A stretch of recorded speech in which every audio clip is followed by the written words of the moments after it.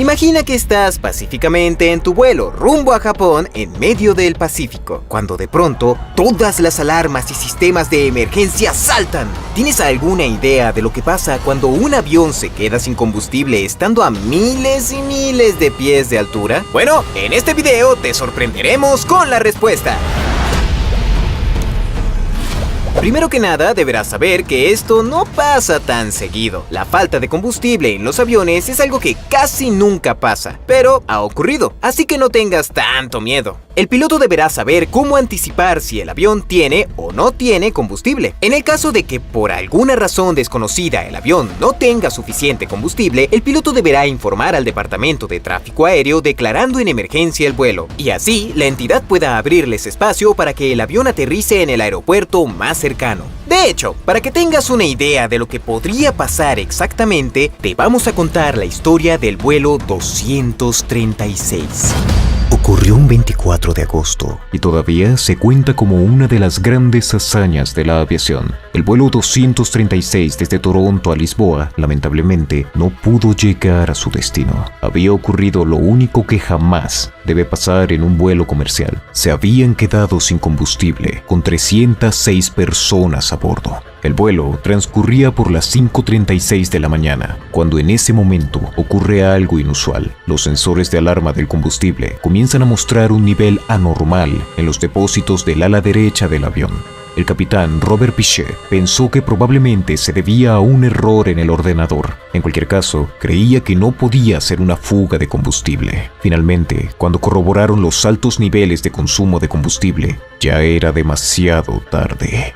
En la zona de los pasajeros nadie se había dado cuenta de la situación. Pronto, la paz y la tranquilidad que se respiraba desaparecería completamente. Minutos después, cuando el sol comenzaba a salir, pasajeros a bordo se despertaron y desayunaron tranquilamente sobre el Atlántico. Sin embargo, todo esto cambió en un minuto. De repente, las azafatas se apresuraron a recoger los platos y vasos de los pasajeros. Una voz en los altavoces del avión les dijo que se quitaran los zapatos y tomaran los chalecos salvavidas debajo de sus asientos. Las máscaras de oxígeno cayeron del techo. Los gritos y el terror se habían apoderado del vuelo. De vuelta a la cabina, el capitán Pichet seguía considerando la posibilidad de que todo fuera un simple error de la máquina. Poco después de las 6 de la mañana, el motor derecho se detuvo. Rápidamente Pichet comunicó por radio que el motor derecho se había apagado. Pusieron el motor izquierdo a máxima potencia y descendieron a 30.000 pies de altura. A los 10 minutos recibirían la peor noticia de sus vidas. Habían perdido también el motor izquierdo, y con él toda capacidad generadora de energía eléctrica e hidráulica. El avión ahora era un planeador gigante. El Airbus A330 estaba a punto de finalizar su vuelo en un aterrizaje de emergencia en la zona más cercana, las Azores, a unos 1.300 kilómetros de su destino y con ambos motores muertos. Nadie estaba preparado para aquel evento. La tripulación a bordo corría nerviosa, gritándose los unos a los otros y también a los pasajeros, quienes a su vez estaban en un estado de pánico sin poder reaccionar. En la voz de la persona que daba las instrucciones en la bocina se podía percibir ansiedad, miedo y terror. Muchos pasajeros comenzaron a rezar en voz alta y rogaban a Dios. Por suerte, el propio diseño del Airbus impidió que el avión cayera al suelo como un ladrillo. Así fue como Pichet y el resto de la tripulación consiguió un control mínimo sobre la nave. Ahora eran capaces de maniobrar con los controles de vuelo, aunque no contaban con la principal potencia hidráulica y los frenos alternos. Como dijimos, estaban volando un planeador gigante, uno que llevaba en la parte de atrás a casi 300 personas suplicando a diferentes dioses por sus vidas porque este no fuera su final. La velocidad de descenso del avión era de 600 metros por minuto.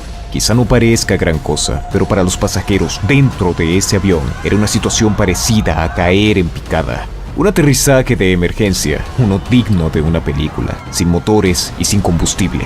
Pichet calculó que tenía al menos 10 minutos para lograrlo. Los controles de vuelo eran cada vez más difíciles de manejar. El capitán sabía que tenía una única oportunidad. Por suerte, Pichet era un planeador experto.